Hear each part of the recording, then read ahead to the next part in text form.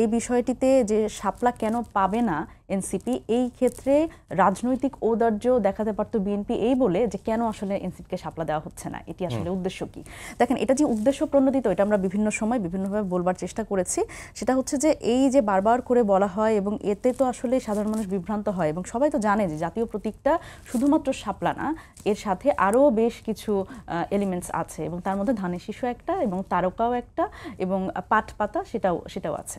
সুতরাং এই যদি এই জাতীয় প্রতীক নিয়ে আলোচনা হয় যে জাতীয় প্রতীক বলেই এনসিপি শাপলা পাচ্ছে না, তাহলে সেখানে ধানের শীষের একটা বড় রাজনৈতিক দলের এতদিন ধরে তারা এই লোগো ব্যবহার করে আসছে, এই প্রতীক ব্যবহার করে আসছে, সেটাও আসলে কিভাবে যৌক্তিক হয়।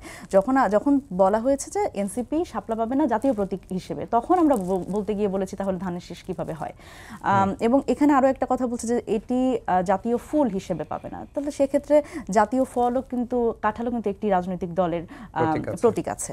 এবং আরো একটি ব্যাপার দেখেন, এই যে দাঁড়িপাল্লা আমাদের মহামান্য হাইকোর্টের যেই লোগোটা, সেটাও কিন্তু জামাত ইসলামের মতো একটি দলের প্রতীক হিসেবে তারা ব্যবহার করে। সুতরাং সমস্যাটা আসলে কোথায়? এখানে তো যুক্তি দিয়ে কথা বলতে হবে, যুক্তি দিয়ে বোঝান আমাকে যে আসলে সমস্যাটা কোথায়। এবং এক পর্যায়ে ইলেকশন কমিশনের পক্ষ থেকে তারা স্বীকার করতে বাধ্য হয়েছেন যে মানে এটি যে আসলে কেন তারা দিতে পারবে না, তাদের কোনো যৌক্তিক ব্যাখ্যা নেই।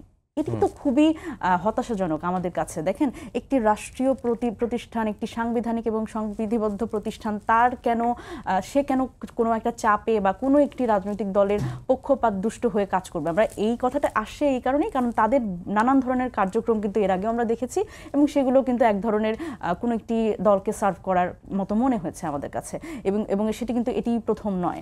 এবং যখন এই ধরনের আমাদের সাথে আলাপচারিতার এক পর্যায়ে তারা বলেন যে আমাদের আসলে কেন প্রতীকটা আসলে দিতে পারবো না, এটা আমরা একা সিদ্ধান্ত নিতে পারবো না, তারা কার সাথে সিদ্ধান্ত নেবে? একটি রাষ্ট্রীয় প্রতিষ্ঠান, আপনি আমাকে বলেন যে তারা তো স্বতন্ত্র, তারা যদি তাদের স্বাতন্ত্রতা বজায় রাখতে না পারে, তাহলে তাদের আসলে কার সাথে এখানে কথা বলে আলোচনার ভিত্তিতে এই সিদ্ধান্তটি নিতে হবে? এবং আরো একটি বিষয়, এই যে ডিজিএফ এর কথা বলা হয়, সেনাবাহিনীর কথা বলা হয়, দেখেন সেনাবাহিনীর তো যদি শাপলা প্রতীক ইউজ করে, সেইখানে হচ্ছে একটি রাজনৈতিক দল হিসেবে এনসিপি সেটি পেতে পারবে না। কিন্তু দেখেন বিমান বাহিনীর যে ঈগল, যেটি তাদের প্রতীক, তাদের লোগো, তো সেখানে তো আমার বাংলাদেশ এবি পার্টিরও তো ঈগল প্রতীকটি আছে। সুতরাং সমস্যাটা কোন জায়গায়?